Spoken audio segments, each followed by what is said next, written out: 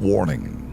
Our YouTube channel and its videos may contain scenes, language, and content that may not be appropriate for all audiences. These videos include surveillance footage, undercover pursuit of suspects, actual police and rescue operations, and fearless confrontations. If you do not approve of the content, please do not watch our videos. If you wish to continue, we strongly advise that you proceed with caution. Viewers' discretion is advised. Kasama natin ngayon sa studio si Charito Carvalho, ang kapatid ng isang nating kababaeng domestic helper sa Riyadh, Saudi Arabia. And ayon sa kanya, minaltrato raw ang kanyang kapatid na si Rosalina Carvalho, ng kanyang amo. Madalas daw kapag nagagalit ang amo ng kanyang kapatid, sinasakal pa ito sa pak at tinutusok daw ng kanyang kapatid ng hanger sa iba't ibang bahagi ng katawan at pinapalo pa raw sa kamay. Isang beses daw, hinubaran naman daw si Rosalina sa kanyang among babae sa banyo. Lumapit na raw siya sa kapamilya ng biktima sa agency nito na Step Up Manpower Agency. Subalit, panay na lang daw pangako sa kanila ayusin ang pagpapawi ng biktima. Ngayon, dito sa atin ang kapatid, ano hong gusto ninyo mangyari na nandito na? Charito. Ano po, sabi po niya, parang awa niya naman daw. Okay. Na pauwiin na daw po siya. Sabi ko, sige gagawa ako ng lumapit po ako sa inyo po na para humingi ng tulong na makauwi po siya. Kahit naman sino, kahit kami dalawa dito ni Alex, kahit kung kami nasa kalagayan mo, talaga naman gagawin namin kapareho. Kasi po kaysa naman po may mangyari daw pong masama sa kanya, umuwi na lang daw. Okay, sige. Diretso tayo, no? Mula sa Riyadh, Saudi Arabia, nasa linya ng telepono ngayon si Rosalina Carvalho. Magandang gabi sa iyo, Rosalina. Hello po. Rosalina, kaya mo ba magsalita? Wala bang nakabantay sa inyo dyan? Nandun po sa kwarto, kaya gusto ko po yung kwento ko. Okay. Medyo mahina ang dating. Ano?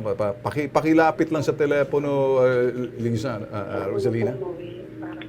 Okay. Wag ka nang alam namin, naintindihan namin ni Alex dito sa Kilos Pronto, kahit ang kapatid mo, kahit naman sino, talagang maawa sa iyo eh. So, gusto mong umuwi na, ikaw ba'y nagsasalita rin na walang amo mo ngayon? Wala po. Nandun po sa kwarto, kaya pero pag nandun po sa kwarto. Okay, hindi ka kaya malagay sa alanganin kapag bumabad ka pa sa telepono? Sabihin ko po, kapatid ko kayo. O kapatid, yung kapatid mo nandito, live tayo ngayon, Rosalina, sa Charito kasama. Anong gusto niya sabihin?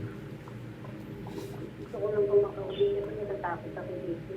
Alright. Pinapalo ka raw. Minsan hinubarang ka raw sa loob ng banyo ng iyong ito'y amo ng babae. Ba't niya ginawa yon? Hindi ko po alam kung sabi ko kung dito, balik na lang nila ako sa ayaw nila.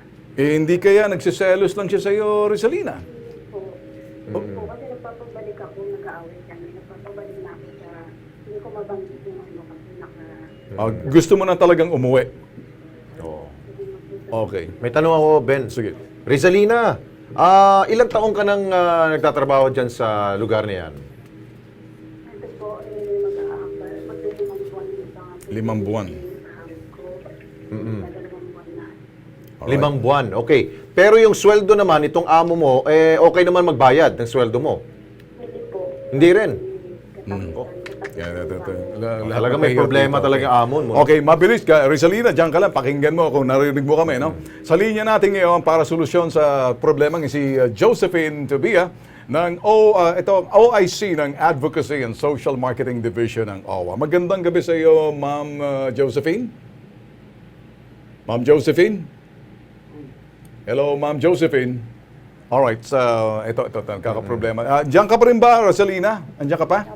Okay.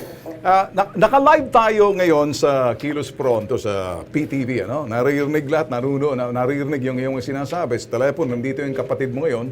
Kaya habang nag-aantay tayo na matawagan sa itong OIC ng Advocacy and Social Marketing ng OWA, si Josephine, tingnan natin kung makakontak natin kasi nagkakaproblema kami sa linya. Sakaling hindi man to na hindi namin makausap ngayon, just in case na hindi namin makausap, sisiguraduhin namin na ang Kilos Pronto mismo dito ho sa programang ito at ito yung tape, ito yung video nito, dadalhin namin. Andiyan na ba? Sa telepono na? Okay, nasa linya na natin. Sa linya natin si Josephine Tobia ng Advocacy and Social Marketing Division ng OWA. Ma'am, magandang gabi, Ma'am Josephine. Good evening po sa inyo. Good Okay. evening po. Ma'am Josephine, may nangangailangan ng tulong. Andito ngayon kapatid natin, ano? Kapatid niya si ano? Charito. Pero yung kanyang kapatid ito ho'y nasa Riyadh, Saudi Arabia, minamalupitan. Hinuhubaran daw ho sa loob ng banyo. Kung pag nainis ho yung among babae, tinutusok-tusok ng hanger daw. Medyo ito'y gusto na ho talagang umuwi. Nagmamakaawa ho. Nasa linya ngayon siya. In fact, naririnig yung usapan natin. Ano hong mabilis ang aksyon o kilos prontong aksyon na magagawa ho natin dito? Yung ganyang klase, dapat talagang umalis na siya sa kanyang amo. We will check on her employer now. Tatawagan natin yung ating welfare officer sa Kuwait para mapacheck sa kanya. Okay. Maibigay lang sa amin yung contact number ng bata para matawagan siya. Ma'am, tingnan natin Nasa ano. Riyadh siya. Nasa Riyadh, tingnan natin. Nasa linya pa ba natin si Rosalina? Nasa linya pa ba? Tingnan nga natin kung makukuha natin para makakausap nyo rin. Okay ba sa linya? Yes, ma'am. Yes, sir. Yes, sir. Okay, Rosalina, nasa linya ka pa? Opo. Okay, pakilakas lang ng boses, Rosalina. Nandito ngayon yung sinasabing welfare officer natin, ano? O si Josephine, si Ma'am Josephine. Baka pwede mo nang ikaw mismo, kausapin mo na yung sa OWA. Hello? Pakilakas lang, Rosalina, pakilakas lang. Oo, nasaan ka ngayon? Nasa anong area ka ngayon sa Riyadh? Hello? Pakilakas lang, Rosalina, para marinig, ano? Medyo hindi marinig. Hindi marinig. Sir, siguro mabuti kung Ganito na lang. sa akin. Okay, sige. yung number Ite-text niya. na, siguro, nagtatago kasi sa loob ng kwarto. Baka marinig oo. siya ng kanyang amo, Yeah, kaya yeah, medyo oo. naintindihan natin. Ma'am, siguro ganito na lang, ano?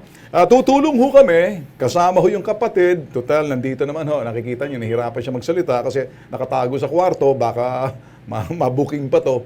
So bukas na bukas ho, lalapit ho kami para medyo lahat ho ng detalye, lahat ho ng mga bagay na gusto niyo magawa para kilos ho prontong action na mapauwi ho natin.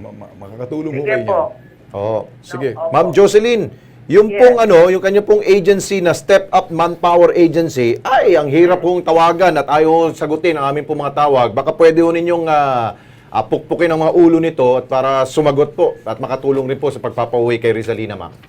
Definitely, we will call them up Yes. tomorrow. Okay. Oo. If you have the number now ng worker so Yeah. that we can have our welfare officer call her sa Riyadh. Okay. Gagawin natin. Pagkatapos ho mismo ng usapan ho natin, ma'am, bibigay ho namin ng detalye, telepono para matawagan nyo sa may Riyadh, yung welfare officer Opo. nyo. And at the Opo. same time, bukas na bukas din, sasamahan ho namin yung kapatid ho ni Rosalina. Sige Papunta po. ho rin sa inyong tanggapan, ma'am, ha? No problem po. Thank you, ma'am. Thank you, ma'am. You're welcome. Yun. You're welcome. Okay na sa'yo. Salamat po. Okay, tutulong mo nga ka namin, ha? Kaya lang, medyo Salamat. hindi pwede magsalita ang kapatid mo. Baka mamaya Opo, kasi mabuking po ka. nagtatago po yun dahil sobrang higpit ng amo niya. Okay ka na ngayon. Medyo Opo, salamat. nakahinga ka na. Nervous Parang kinakabahan ka. Baka Salamat baka po sa end inyo. of March, nandito na sa Pilipinas Ayun. si Rizalina. Okay. Nervous po. Yan ka muna, ha? Sige. Okay.